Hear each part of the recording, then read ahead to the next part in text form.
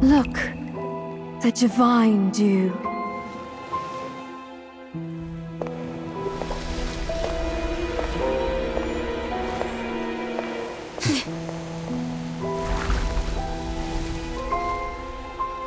A brilliance beyond compare. Yet... It is not divine. You know that. And what of it?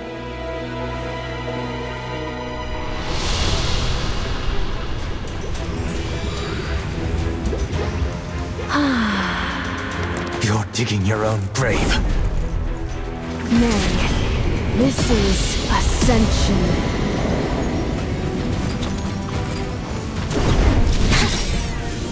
To surrender all to the Queen's will. This is the highest fate! Look at what you've been saying! After all that high and mighty talk! The divine grace, the Queen's blessing, and now you're just using it as bathwater? You don't call that a disgrace? The divine dew is divine grace itself. There are many ways to enjoy it. My heart, always humble and thankful, finds solace in this gift. It holds me, as if I were returning to my mother's loving embrace. What doubts do I have, Toplander? Its power, its grace, its love are present in this very moment. Toplander, perhaps you yourself have uttered the name of a god in reverence, and perhaps you believe your faith is true. But such hopes are mere illusions, a fantasy that cannot possibly exist in the world as it truly is. The divine dew is a lie. You're just parasites, feeding off the life force of a dragon. And worse, you used these lies to turn the people into puppets, manipulating them at will. The whole of Southall, and the faith you cling to, is built on the bones of dragons, and a mountain of lies!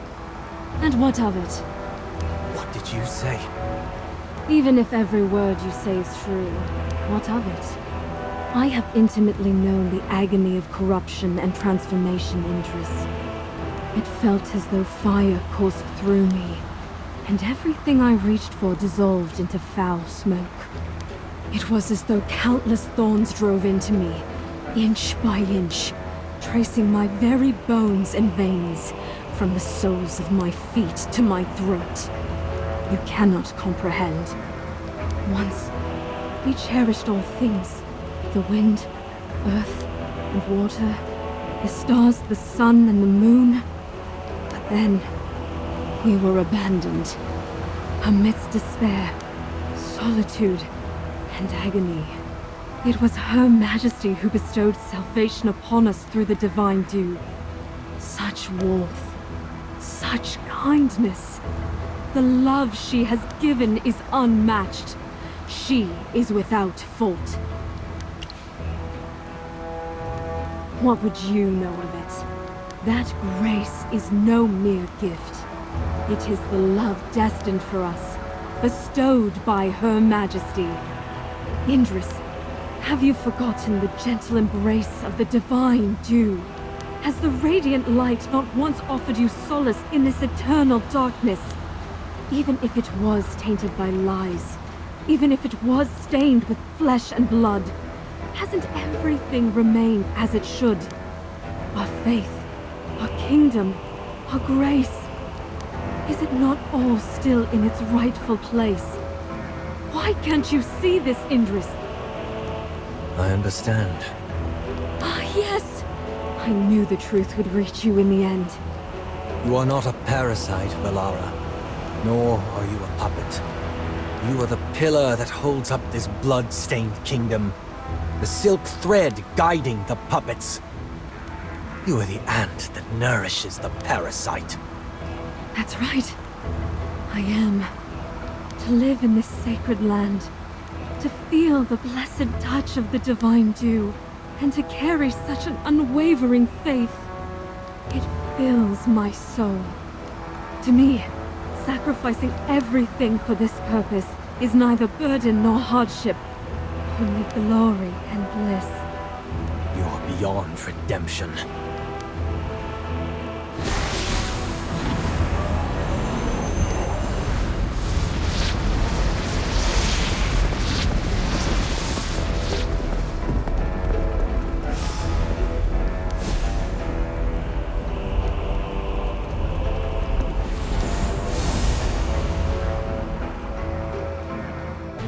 Lilith, the primordial dragon has awakened. The lies you've built are about to crumble. The dragon has awakened! You are about to tear down the foundations of Salthorin. Is this what you seek, Idris? For the sake of your so-called mercy and justice, you've destroyed the only hope of the Assail. The only hope? Do you recognize this, Your Majesty? I'm sure this is something you will never forget. Feli's family guarded this heirloom for generations, and the Sylvan Tendril was once used by the sage Tasso to guide the Assail clan, before being killed by Valara's fanaticism. Feli went to the surface. When his curse took effect, the long-dormant Sylvan Tendril exuded a purifying power. Under Merlin's guidance, the Sylvan Tendril purified the corrupt magic within Feli's body, erasing the so-called curse. If at that time... Silence! Do not presume to speak on matters beyond your understanding, you ignorant youths! Our bodies were already in ruins by then. With each step, Tasso spat blood, and some among us were so grievously wounded that our very organs threatened to spill from our bodies. No one in our ranks could have endured any longer. This is the agony the curse has inflicted upon us. If we were incapable of eradicating the Hypogeans, what choice remained? Beg Misati for mercy and forgiveness? Do not think we did not try. Don't you see? This means there's another path. No reliance on dragon eggs, no sacrifice of innocent lives. Another path to live without crawling through the dirt like some lowly reptile. Do you truly think another path exists? You are mistaken. What lies ahead is nothing but an abyss. We can either stay frozen in place or leap into the darkness. Without a quick resolution, and if we had hesitated to save them one by one, the Assail clan would have been nothing but a memory. Do you truly believe those hyena-like nobles, priests, and desperate commoners would uphold their sense of morality as they wither? No. They would sacrifice anything for the chance to survive. To stabilize Salthorin, lies are necessary. I acknowledge the sin of exploiting the dragons, but that was the only lifeline available to me, and for that, I owe them my gratitude. With the cultivation of the divine dew, we were able to stretch out our wings like dragons and flourish in this underworld. Guided by our fate, this was and is our only path. I admit, I didn't endure the suffering of that time.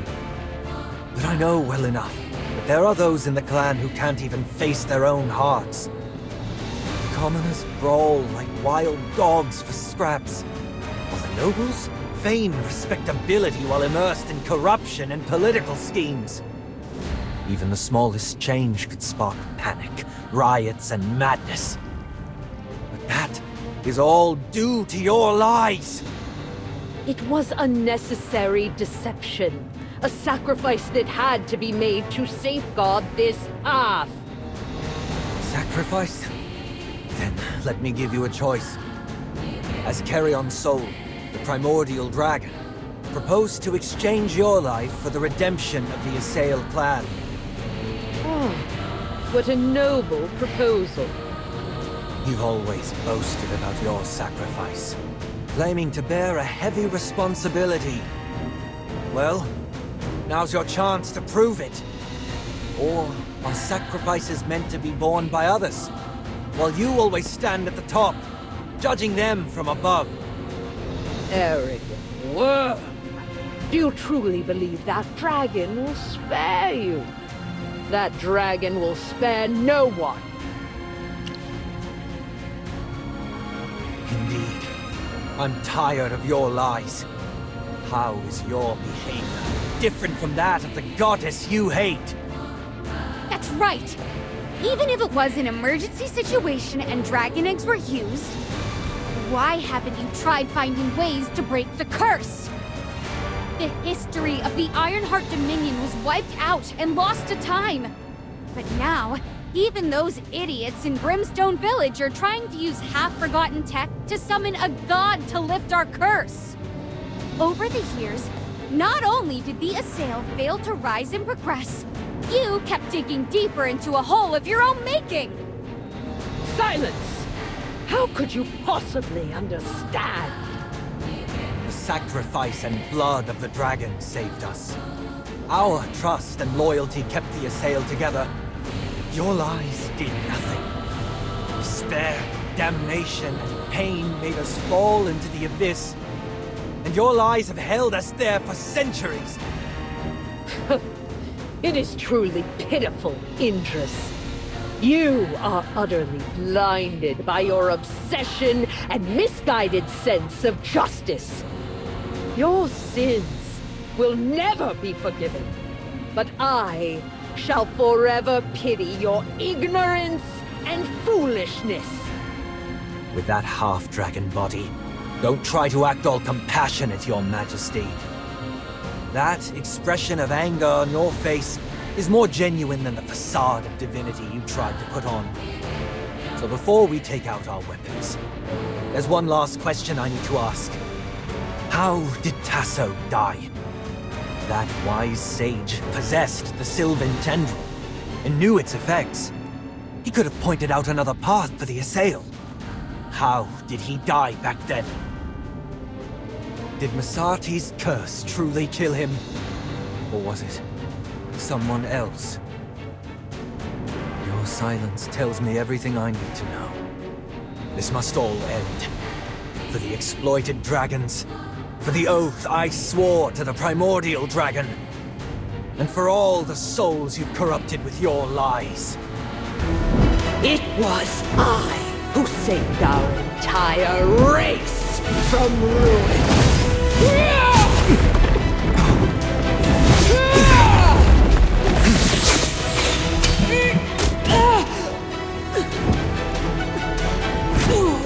Without my divinity, they would all have withered! You're beyond salvation.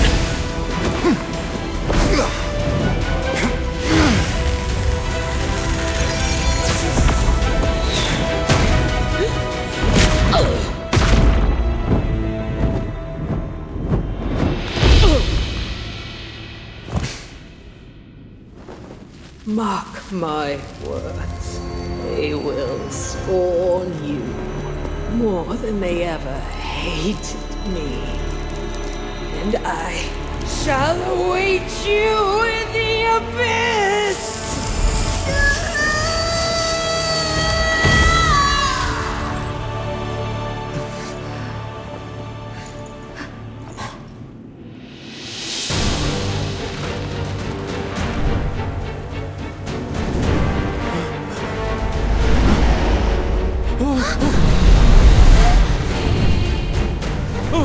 What is that?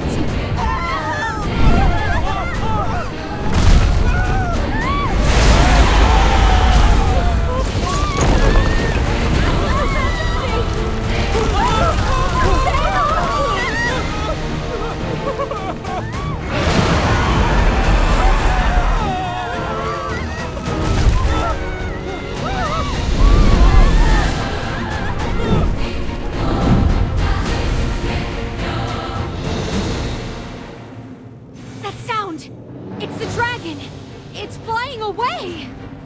It came from the square. I need to see what's happening. With the Queen dead, the statue she held together with magic would have shattered. Salthorin will be plunged into chaos after the citizens see that. I understand, Indris, but you just killed her. It's too dangerous to go there now. That's why I need to go there even more. The guards need to maintain order and calm the people. Stop being so stubborn. What if you get caught when you get there?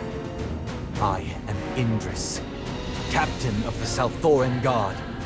Before I'm relieved of my duties, I'll never hide when the people need me. Not when it matters the most. Ha! I can't believe he said that with a straight face. It sounded pretty cool, though. All right, I'm in. But if the situation turns on us, we make a run for it.